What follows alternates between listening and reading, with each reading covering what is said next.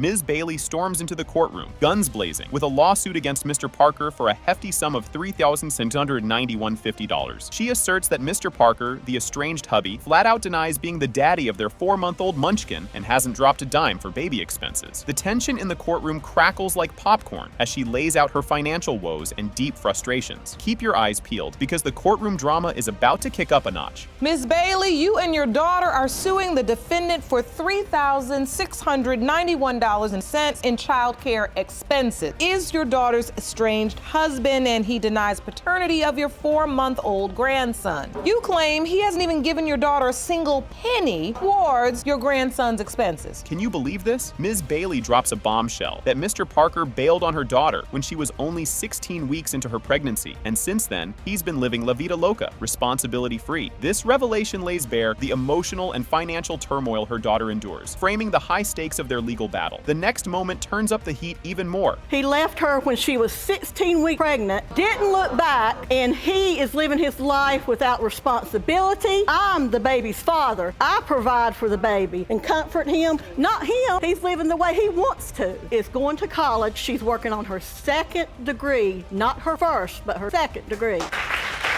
What type of relationship has he established with Zechariah thus far? Nothing. Zero. You won't see this twist coming. The story thickens as Mr. Parker takes the stand, claiming he was more pushed out than walked out, thanks to unreasonable demands and downright mistreatment. This peek into their rocky relationship showcases a battle of he said, she said, filled with bitterness and resentment. Strap in. The revelations ahead will have you gasping. First it started, she'd start wearing makeup and everything. She was wearing it to church.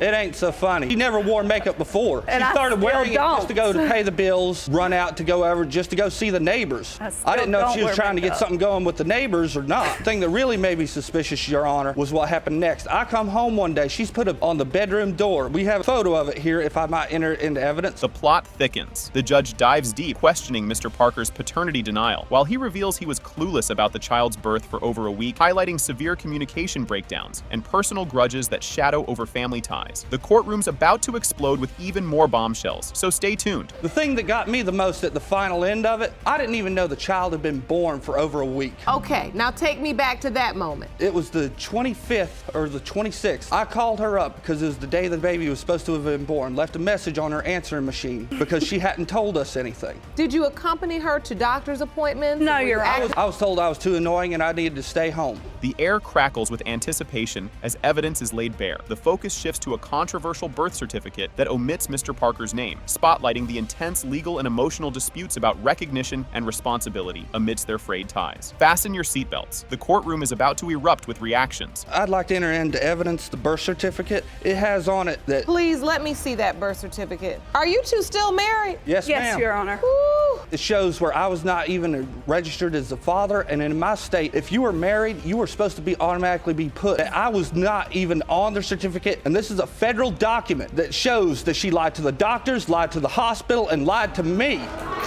Grab your popcorn for the grand reveal. The DNA results are in. It has been determined by this court, Mr. Parker, Yes, Your Honor. you are his father. I told you. Told you.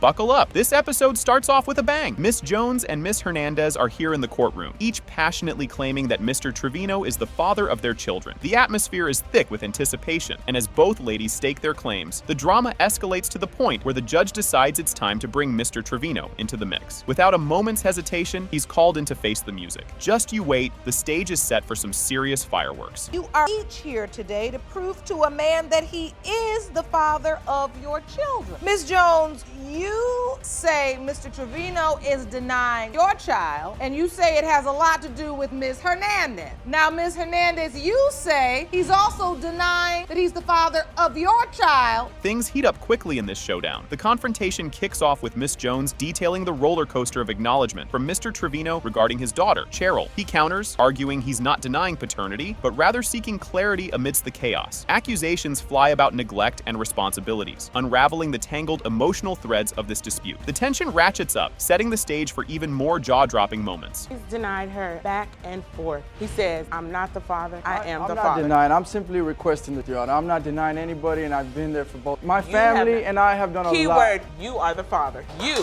have not been there. So you're saying I Miss haven't helped Jones, though, you're claiming he's he's denying paternity. Several times. Hold on to your seats, the plot thickens. Mr. Trevino lays out his doubts about fatherhood, pointing to conflicting dates around the time Cheryl was conceived, which were highlighted during a trip to the doctor's office. Miss Jones counters fiercely, challenging his memory and commitment, which only adds layers to the already complex narrative of their relationship. Gear up, because what comes next will leave you even more hooked. Why have you been denying that this child is yours? You know, we went to the doctor. I asked him around what time did she get pregnant. He gave me around. You don't this, even know what you know, time because you're not right. You don't even know what time it is now. So let me tell you, So he hold does on. not know. You have an issue with the days of conception, and Yes, you Your Honor. submitted these days to the court. Yes, Your Honor. You went to a doctor's appointment some point in June, around the 18th. Just when you think you've seen it all, amidst heated exchanges, Miss Jones drops a bombshell. She admits to falsely telling Mr. Trevino he wasn't the father during an argument, fueled purely by spite. This revelation throws a wrench into the proceedings, exposing the raw emotional undercurrents that have plagued their interactions. Brace yourself, the fallout from this confession is about to take center stage. Why It would you was tell wrong. him? It turned into an argument, and right away he went down and gave me a low blow, and cause I was like, I've been doing this for you and been doing that. And We the baby, been- and we she's were probably not driving even down the mine. And she street. says, He was matter helping me get- of fact, she's not yours. Oh, And it felt so good. said it out of spite.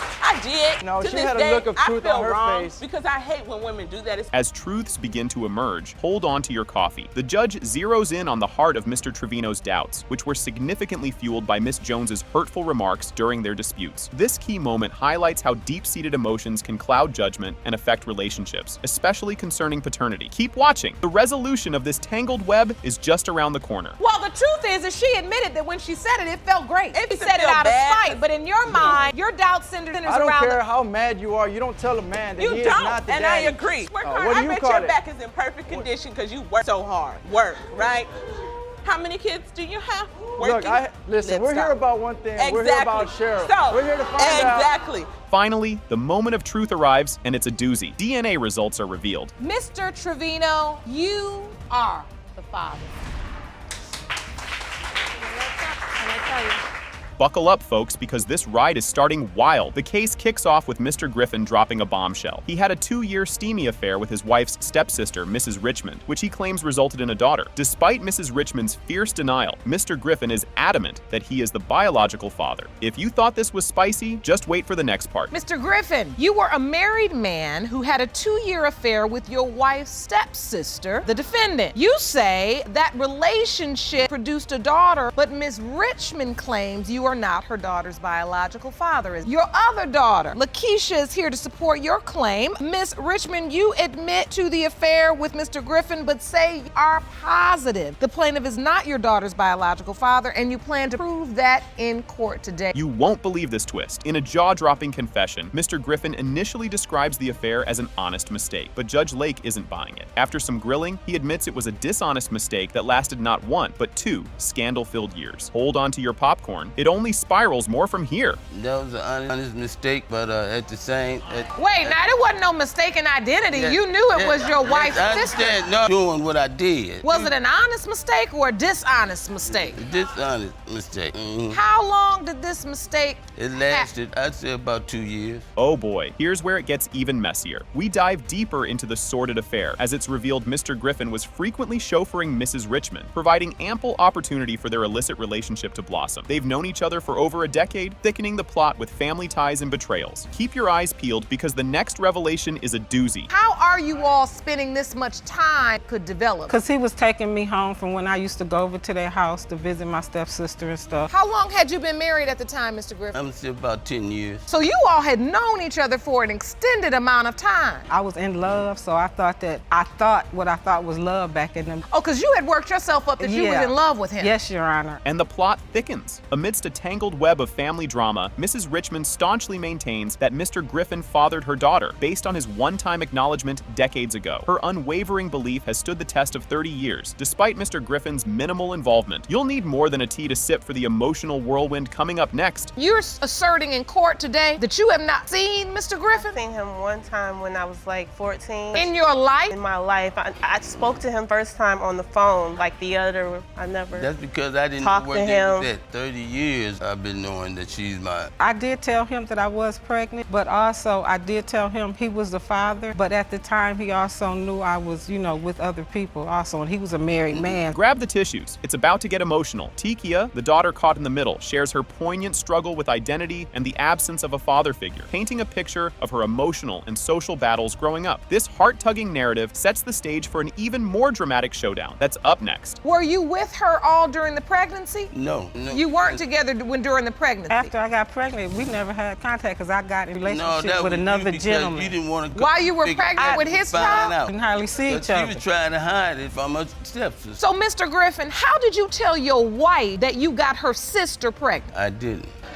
Because I was too embarrassed to tell her I knew I did that. Just when you thought you had it figured out, the court examines the perplexing details of the paternity test claims with conflicting results, causing everyone to second-guess what they know. Mrs. Richmond recalls being informed Mr. Griffin wasn't the father, clashing with the existence of child support papers. Fasten your seatbelts. The truth is about to come out. I believe the other people better than believe in Thank them. you. When I called them, they said that they do not have a test. Thank They you. said that From him. we took ours, but he did not show up to take his. That's what they said. If And that's that not in and true, of I its- don't know. That That's would've what been they a said. And listen, So- that in and of itself is why, even at 32 years old, from that very piece of testimony you just said, Take a deep breath because this is a major turning point. In a heartfelt attempt at redemption, Mr. Griffin acknowledges his past mistakes and expresses deep regret to Tikia, particularly about her recent tragic loss. This emotional confession prepares everyone for the DNA results that are about to flip everything upside down. The courtroom is on edge, and so should you be. before I go to these results,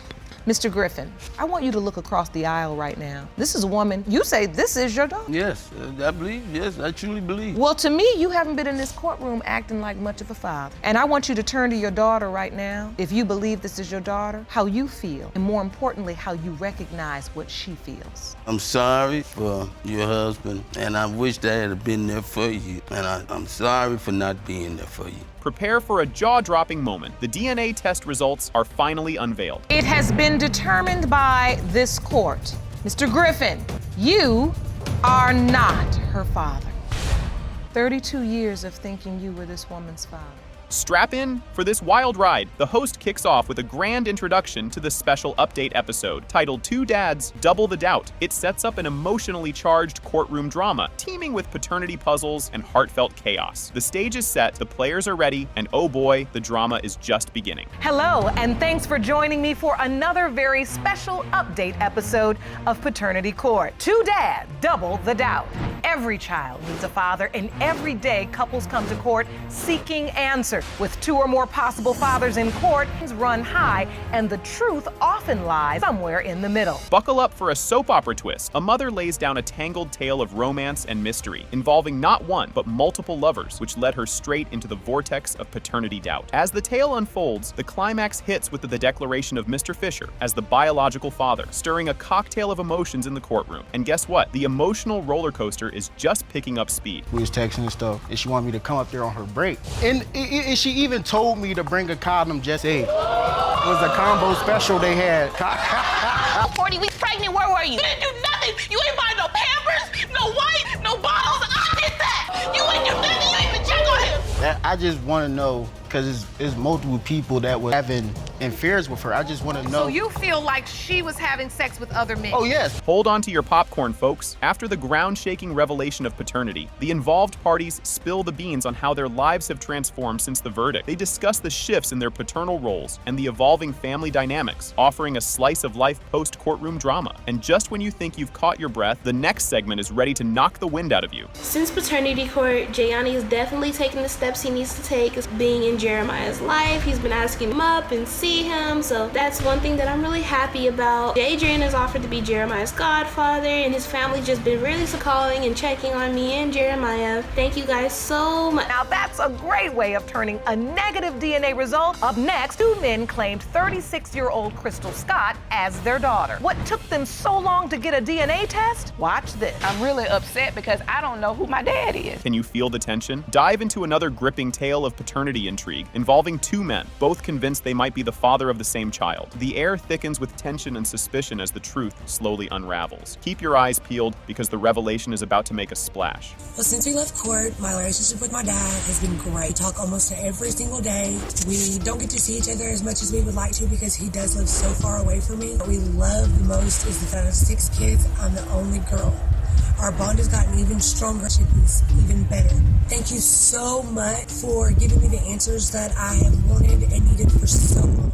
Can you believe we're actually starting this? The case Puckett vs. Macon kicks off with Ms. Puckett claiming Mr. Macon fathered her child while juggling a relationship with his current girlfriend, Ms. Glover. Ms. Puckett demands a DNA test to establish paternity, asserting that both kids from these tangled relationships are named Stephen Macon Jr. Just when you think it can't get more complex, keep watching. Ms. Puckett, you claim the defendant, Stephen Macon, fathered your child while in a relationship with his current girlfriend, Ms. Glover. You claim you can prove he got you pregnant at the same time, and now you both have 2-year-old children named Stephen Macon Jr. You're asking the court for a DNA test to prove that Mr. Macon is the biological father of your 2-year-old son. Did that exchange really just happen? Mr. Macon counters Ms. Puckett's allegations, suggesting she's a veteran at this, with multiple children by different fathers, yet he denies being one of them. He acknowledges a past fling with Ms. Puckett, but insists they used protection, albeit unsuccessfully. This sequence lays bare Mr. Macon's shaky defense amidst the convoluted saga. Brace yourself, the plot thickens even more from here. She got 5 kids by 5 different baby dads. And you could be the 6th. No, I ain't. We ain't have sex till like 3 months after. I wouldn't even have sex. But you did have sex me with her. and my Miss Glover, we wasn't together at the time. Did you use protection? Yes. Before we even had sex. 3 weeks after I met her, she got my name tattooed on her neck. You got his name tattooed on your neck 3 weeks after we ain't you even met her? had sex yet. No. Talk about a curveball. In a pivotal moment, Ms. Puckett whips out a photo as proof of Mr. Macon's involvement during her pregnancy, capturing him affectionately caressing her belly. Confronted with the image, Mr. Macon awkwardly confirms it's him in the photo. This evidence flies in the face of his earlier denials. You'll want to stick around. The surprises keep coming. He was rubbing on my belly like he was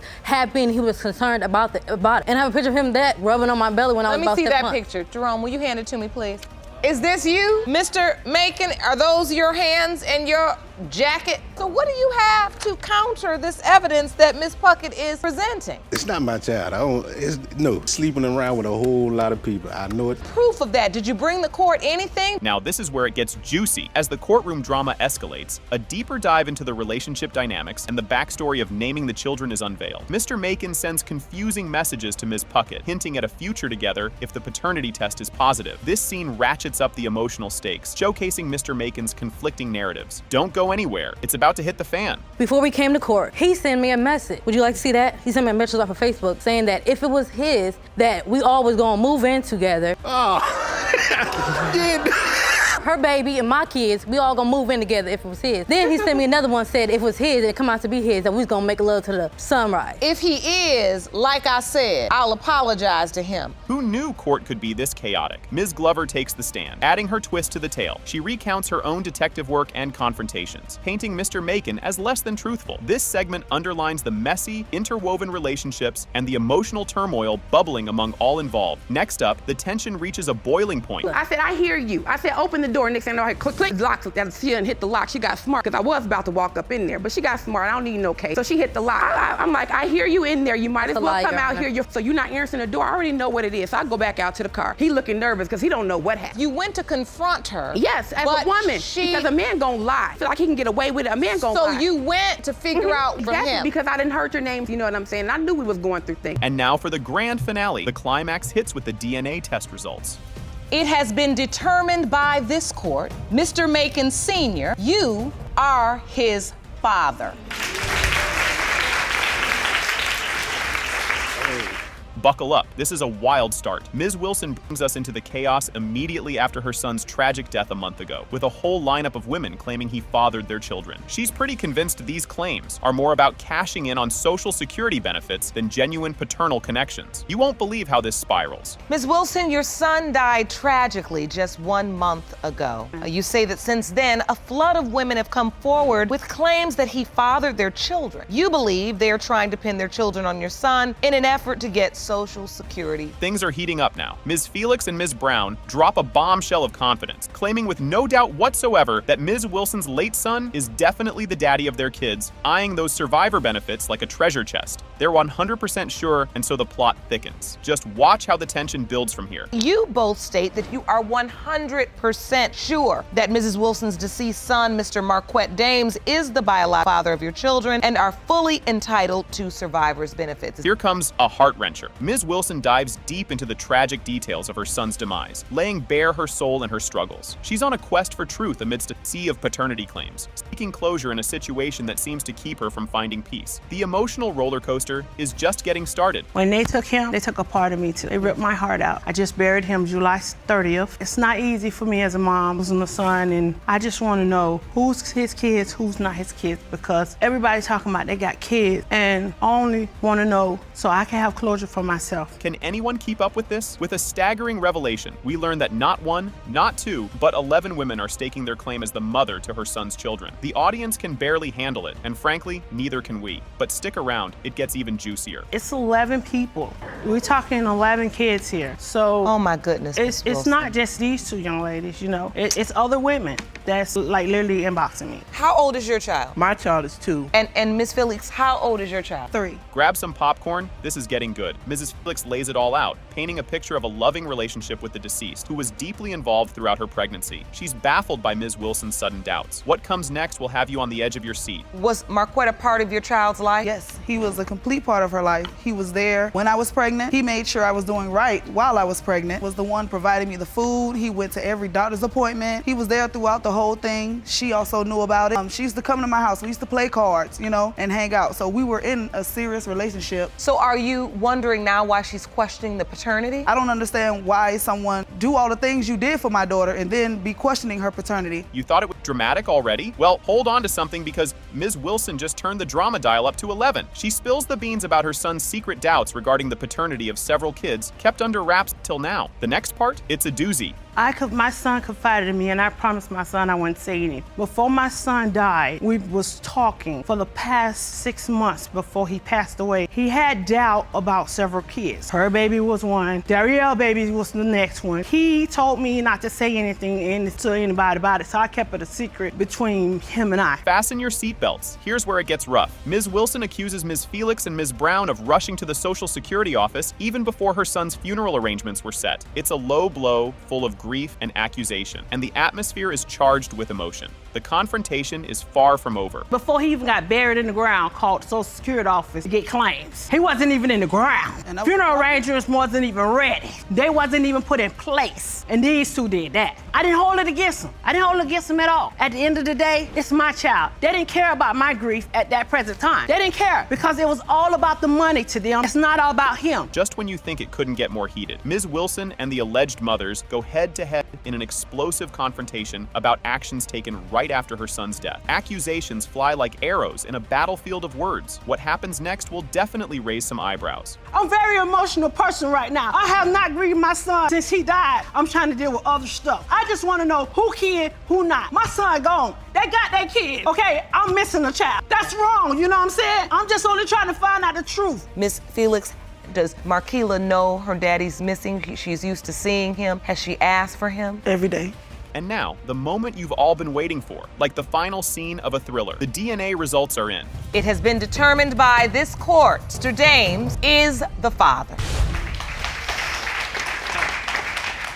Here's where the plot thickens. Ms. Jasmine Degree, supported by her fierce mom, throws a curveball by claiming her life took a major turn at age 9 when she learned that Mr. Little might be her real dad. Mr. Little is adamant that he's not the father, confidently asserting 100% certainty. Just when you thought it couldn't get more intense, the next scene will knock your socks off. Ms. Degree, you say your whole world changed when you were just 9 years and your mother revealed to you that your dad was not biological father. Mr. Little was your father, yet claimed claim he's denied you ever since. Say you are 100% certain you are not her father. You were intimate with her mother. You are certain it was months before she became pregnant. You won't believe this one. At just 11 years old, Ms. Degree bravely reached out to Mr. Little, seeking answers about her dad, only to be hit with a "we need a DNA test" response. The audacity, but hold tight, because what comes next will really stir the pot. When I was 11, and I told him who I was, who my mother was, and what I believe. He don't know, he need a DNA test, he don't think so, and... Mr. Little, you told an 11-year-old needed a DNA test? Yes, I did. Straight to an 11-year-old? Yes, I did.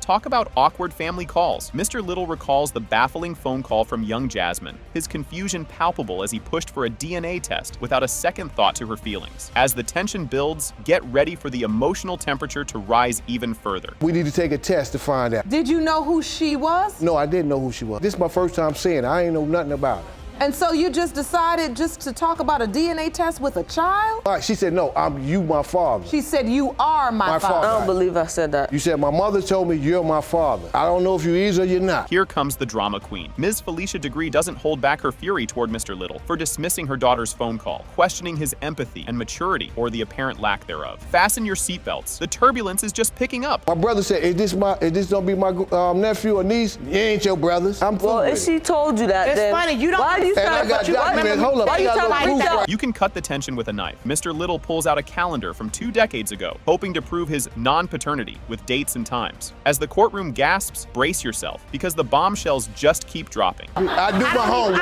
I do my homework. What you did is you created a calendar. Exactly. To illustrate. I created a calendar to illustrate, but... You say you saw Ms. Degree in November. We messed around. And she told you she was 1 month pregnant at that time. Yes, she did. Now it gets really juicy. The debate heats up over child support garnishments that led Mr. Little to demand a DNA test. His skepticism about his fatherhood status sparks fiery exchanges. Stay tuned, as the next testimony is a real jaw-dropper. And they tried to get in contact with her for a DNA test. She never showed up. And I paid for 2 tests. They never showed up. That $20 They would have wanted their money. No, they would have wanted their money, so they would have made sure that you got up. It's a legal maze. Mr. Little describes his fruitless attempts to clear his name through DNA tests that never happened because no one else showed up. As the plot thickens, the next piece of the puzzle is just around the corner. You two didn't show. Well, I was in a whole nother state. You ever notified that this hearing was going to exist when you were asked to give a name? Only his name or multiple I gave people? Cannon Little name. It should have been multiple names. Grab your popcorn for this sibling support. Corey Degree steps up big time, sharing how he watched his sister struggle with identity and belonging due to their father's mystery. With emotions running high, the next moment is definitely a tearjerker. To see what was going on. That was for child support. It wasn't for child. I still need to know. You said I said it, but we still need to know.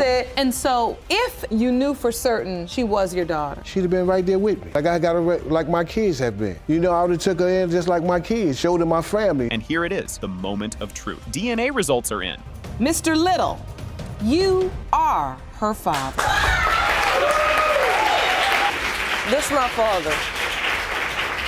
You won't believe what just went down. The plaintiff, Ms. Allen, steps into the courtroom and drops a bombshell, claiming Mr. Levant, the defendant, is actively denying paternity of their 6-month-old daughter in an attempt to keep their affair under wraps. She's here to blow the lid off that secret and prove that he is indeed the father, all while the courtroom hangs on every word. The drama is just getting started. Get ready for a wild ride. Ms. Allen, you were in court today claiming the defendant, Mr. Levant, is denying your 6-month-old daughter, Layla, only because he's desperate to try to your affair with him a secret. You're here to expose that secret and prove paternity. Mr. Levant, you and your girlfriend say you know you are not the biological father of the child in question and will prove your claim today in court. Here's where it gets spicy. The audience can't believe their ears when Ms. Allen counters accusations about her baby's complexion, suggesting racial biases are at play in the paternity denial. The room is charged with tension as this moment amplifies the personal and complex social dynamics of the case. Buckle up. The next scene is even more intense. The baby don't look like him. That baby too light. The baby do not too light. Just because I have to like, and he don't want to break up his happy home with his girlfriend. So you believe this is all about the girlfriend? Yes. Mr. Levant, are you denying because you're trying to keep your relationship with your girlfriend?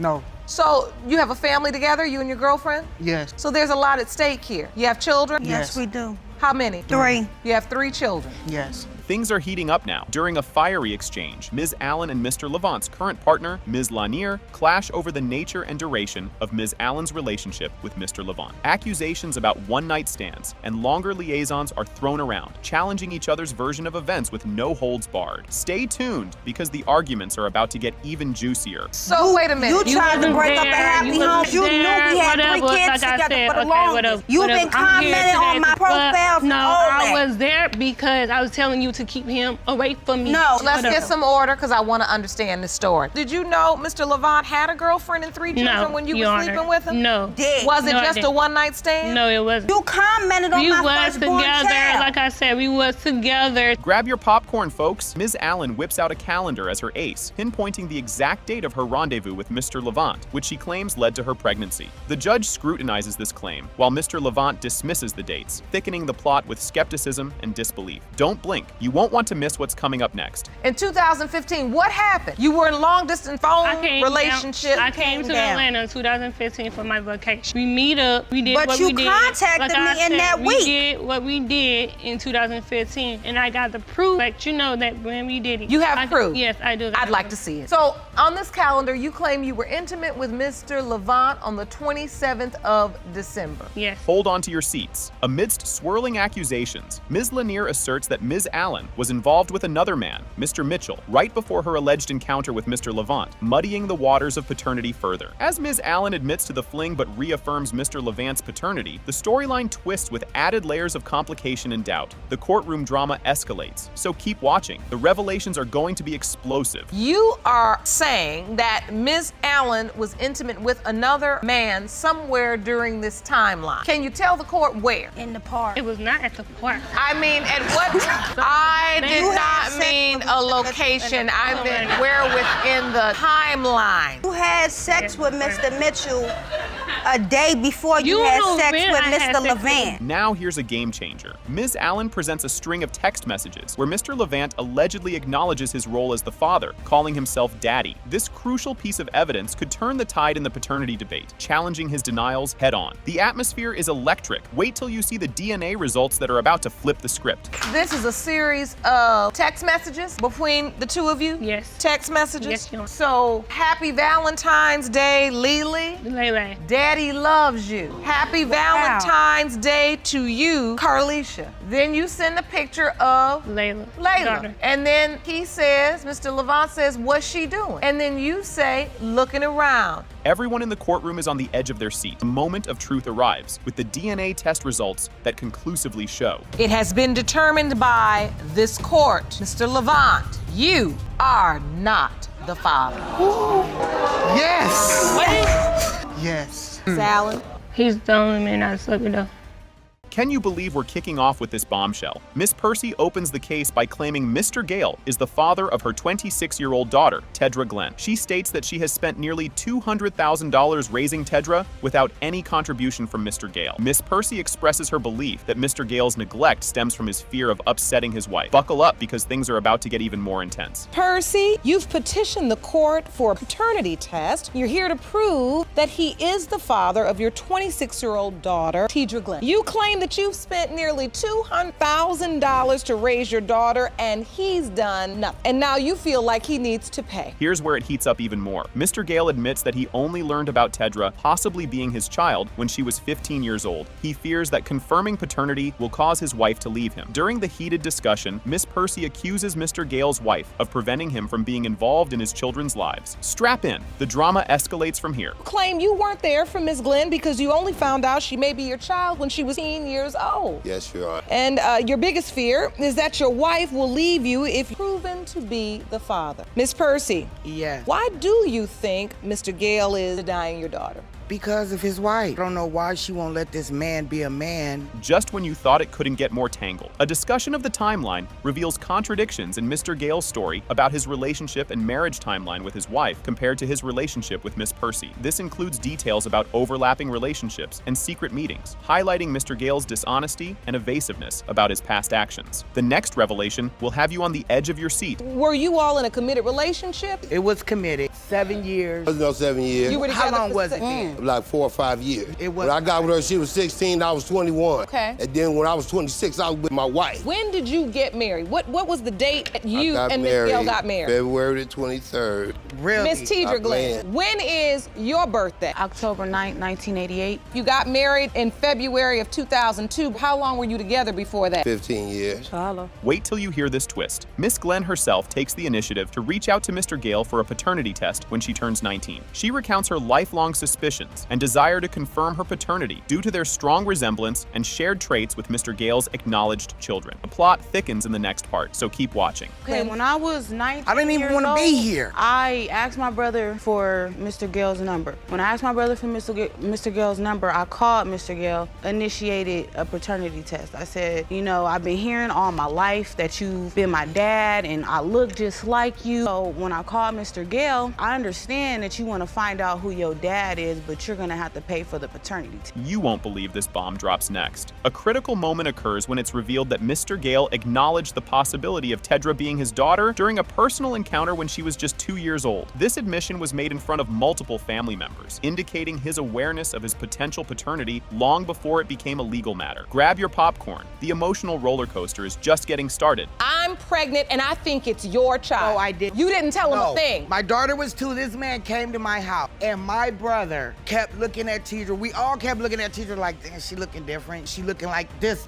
man here. He looked at her, and he was like, oh, is that my daughter? And I told him, I didn't say yes, and I did not say no. I told him it's a possibility. The stakes are higher than ever now. Mrs. Gale, Mr. Gale's wife, addresses the court, revealing the strain the paternity question has put on their marriage. She describes the internal conflict within the family, highlighting the personal stakes and emotional turmoil involved beyond the legal determination of paternity. Fasten your seatbelt, because Tedra's heart-wrenching plea is up next. I may not have had a father, but I'm somebody. I don't have no problem with her. She's laughing and giggling like and it's not a joke. Your kids grew up with their fathers. I did it. She did. Sit here and act like it's my mama's fault. Because at the end of the day, whether I was 15, whether I was 2, whether I was 2 months, should have been a woman and said, this girl don't need to grow up without a father. This will tug at your heartstrings for sure. Tedra emotionally explains the impact of growing up without a father and her deep desire to establish a relationship with Mr. Gale, regardless of the past conflicts between her mother and Mrs. Gale. She stresses the importance of family connections and her longing for paternal recognition. The climax of this courtroom drama is right around the corner. One, I've grew up all my life without a dad. I've had a stepfather. He's been there through ups and downs, through thick and thin. It's just like, when I see him, it's like I see me. And this is the honest to God truth. And then I don't know if it's a self-conscious thing of me hearing everybody say, oh, you look just like Mr. Gale. Oh, you and Ernest. And I don't know where I came from besides my mom. My mom always told me, I'm your mama and your daddy, regardless. I was the moment we've all been waiting for. The judge, after hearing all parties, decides to proceed to the paternity test results, marking a climactic turn in the court session. The anticipation builds as all involved await the resolution of a decades-long paternity question. Get ready for the verdict. It's a real doozy. I've heard enough. Okay. We're not going anywhere. We're not getting anywhere. We're not getting anywhere. This is the point I've been waiting on. Miss Percy, I am going to go to the results now. I think it's time. Now, just to be clear, you said during that time you had been intimate with 2 men, and one has already been tested, proved that he was not Miss Glenn's father. Yes. Here comes the jaw-dropping finale. The paternity test results are revealed. It has been determined by this court. Mr. Gale, you are not her father. Hear me, boo. Holler at your girl. Let's roll. What you talking? No problem. Yeah. I'm glad. You glad. Can you believe this opening? Miss Cates steps up to bat, swinging with a story about a white lie that threw the whole paternity issue into the air. She claims the defendant, Mr. G, would make an awesome dad once the DNA speaks its truth, banking on his solid character amidst their current turmoil. Brace yourself, the plot thickens. Cates, you opened your case today because a white lie you told resulted in the defendant denying your 2-year-old son, Messiah. You know the defendant is a good man, but he'll be a better father once the results are revealed. Here's where it gets juicy. The courtroom dives into the backstory of how Miss Cates and Mr. G first crossed paths at a bar, lighting up sparks right off the bat. That same night, things escalated quickly, setting the stage for today's drama. The story heats up, so stay tuned. So take me to the night you met Mr. G. I was at the bar, we met through a mutual friend, and we just hit it off. When I seen him, him. I just thought that he was the most handsomest guy I ever seen. I don't know this word, but. And so how soon after you met at the club did you start a sexual relationship? That same night. So did you start to develop feelings for her? Of course. You won't see this twist coming, as Mr. G spills the beans about their rocky romance. He suspects Miss Cates of playing the field thanks to some incriminating texts and calls. Feeling used for his rising fame, he suspects she's after more than just love. Hold tight, it's about to get even wilder. And you say you were getting to know her and you really liked her. Yeah, I really liked it. We vibe, you know what I'm saying? We click. It was like I say, it was here. You know what I'm saying? Like, she was feeling you the way you were feeling her, and you all had a connection, which meant you all weren't with other people. yes, correct. And then you say you start to see signs. Yes. We'll be kicking it, but then, you know, phone start ringing, and I just keep seeing this, and I'm like, yo, why you ain't, you know what I'm saying, getting your phone? Wait till you hear this bombshell. Miss Cates drops a major truth bomb by admitting to juggling more than one man while seeing Mr. G. This confession throws a massive wrench into the works regarding who Messiah's daddy might be. The next piece of the puzzle is just around the corner. Mr. G, Miss Cates says she knows without a shadow of a doubt that you are her child's father. However, she says she was intimate with somebody else. Is that who you think? Yes, Your Honor. All right. So how did you get away with sleeping with 2 men at the same time? Okay, I stayed 2 hours away from him. It was a 2-hour drive, so it's not like you could really call me before you come, or you know what I'm saying? Like, the ball in your cup, why you can't shoot? This part is a real doozy. The court pokes into the messy details of Miss Cates' overlapping love interests. Mr. G questions everything from her loyalty to her methods of protection during their fling, hinting at deep-seated trust issues. Fasten your seatbelts. We're not done yet. So Messiah's 2 years old now. What kind of relationship do you have with him, Mr. G? I mean, it's an alright relationship. Sometimes it's like, we here, you know what I'm saying? But most of the times it just be like, I saw you, what's up? And he just be like, that's the type of looks he give me sometimes. He's you know a baby. Well, he probably, though, he senses. No, he senses Mr. G's that ain't the daddy. And for the grand finale, nobody saw this coming. It has been determined by this court. Mr. G, you are not the father. Told you so. I'm sorry, Mr. G.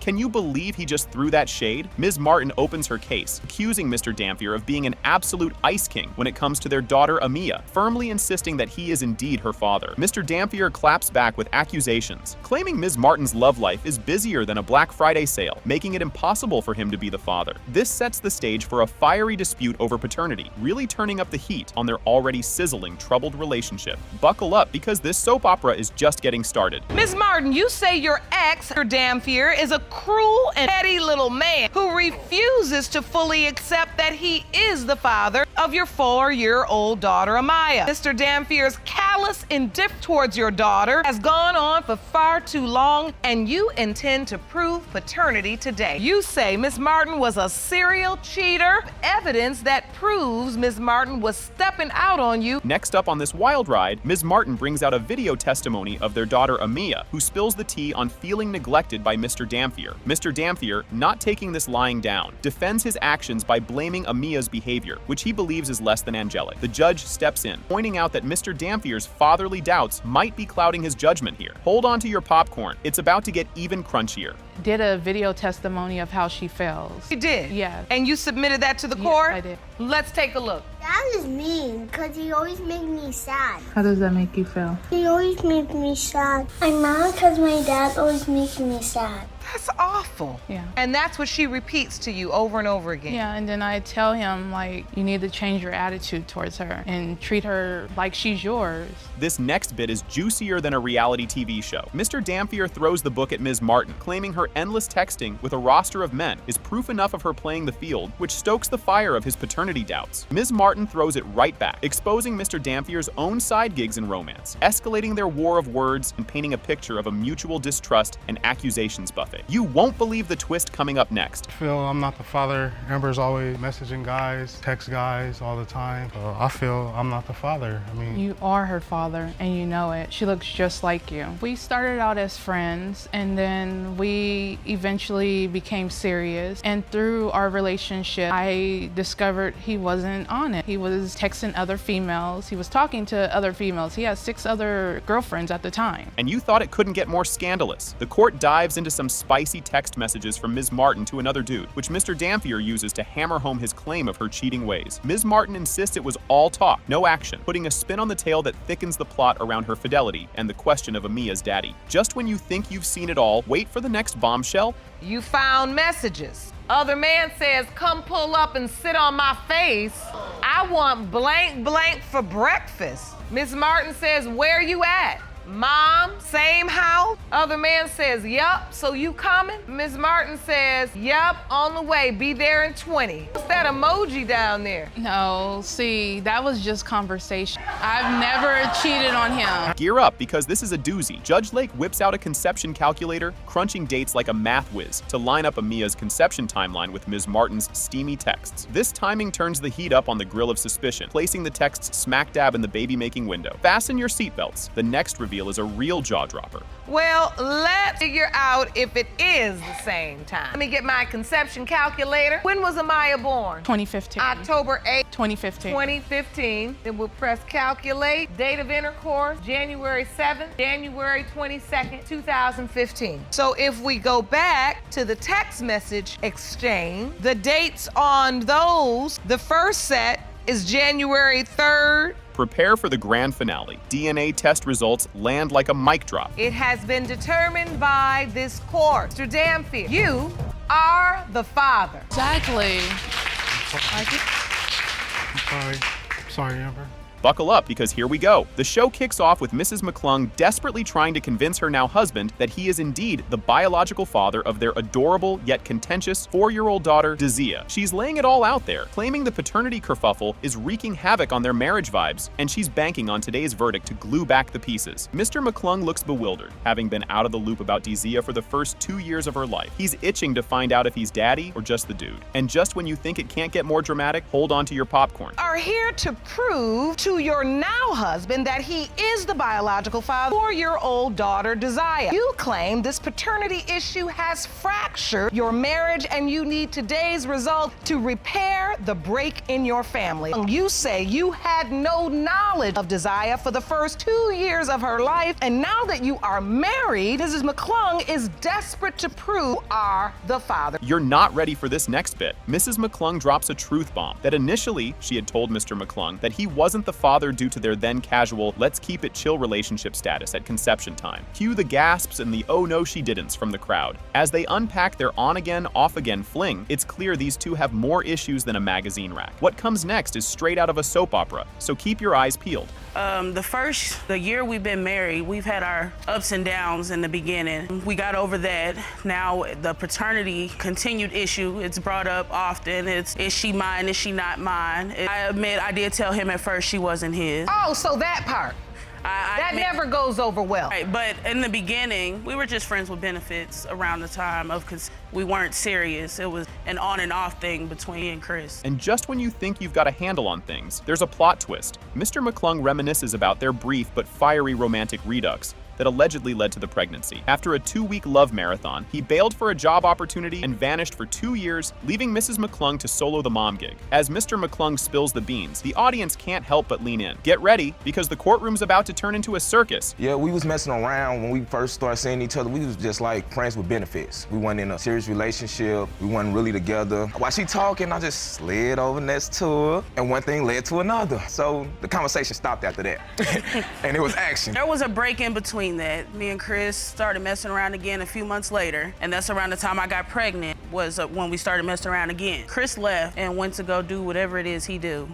Grab your detective hats, folks. The court's attention shifts to a calendar Mrs. McClung brought that's color-coded like a Christmas tree, highlighting their intensive cuddle sessions. She points to a 2-week span labeled the Sex Fest with Mr. McClung, contrasted sharply by a singular rendezvous with another man. As she lays out the timeline, everyone's doing mental math. But wait, there's more chaos to unravel. So you submitted a calendar to the court. Yes, Your Honor. That outlines sexual activity during the window of conception. Yes, Your Honor. Please step up to the monitor. This is the 2 weeks me and Chris was together. Strong every night, like for 2 weeks. The green is the Sex Fest. Right.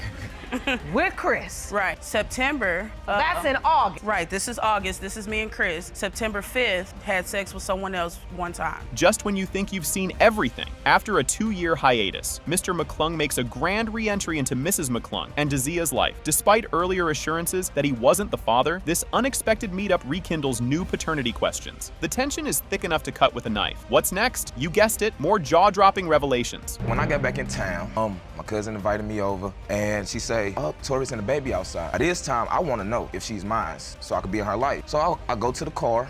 I say, "Can I see the baby?" I picked the baby up. I asked her, I say, "Be honest with me, this my baby?" She said, "No." Can I walk around the neighborhood and ask? Wait, what? He actually didn't ask. He just walked off with her. Somebody says, "This my baby." They said, "No." Well, hold on. Can I walk around the neighborhood and ask? Fasten your seatbelts. It's about to get bumpy. Upon Mr. McClung's return, Mrs. McClung admits she used the old "you're not the father" line as a defense mechanism, scared of him dipping out like a ghost in the night. Their heart-to-heart reveals layers of emotional turmoil and protective instincts. But just as you think they might find some common ground, the plot thickens. Stay tuned. The roller coaster is not over yet. We were talking. He was like, oh, he wants to know for sure that that's his daughter. You know what I'm saying? And I can understand that with everything that's done happened. I told him then, Chris, if you're that serious about it, get a DNA test. So now in that moment, what happens, Mr. McClung? Do you immediately try to find a way to get a DNA test? Yes, Your Honor. Me and my cousin got to talking. We got to calling places. If you thought it couldn't get crazier, think again. Enter the expert witness to chat about Dazia's overbite, something Mrs. McClung swears connects her to Mr. McClung genetically. The expert dishes out facts with a sprinkle of maybes and possiblies, stirring up the genetic pot. As the expert testimony unfolds, everyone's second-guessing their guesses. Brace yourselves. The truth bomb is about to drop. Hi, Dr. Heavenly. Hello, how are you? I am wonderful. Thank you so much for joining us today. Ms. McClung has presented evidence that she read overbites were a genetic. Is that hereditary? It can be, yes, it can be. It's a recessive trait, just like hair or nails or anything can be a genetic trait. So can they be attributed to any other fact? Absolutely. It could be tongue thrusting, thumb, or just sucking on a bottle too long would cause an overbite. The moment of truth. No, really. This time we mean it. DNA results are in. It has been determined by this court. Mr. McClung, you are not the father.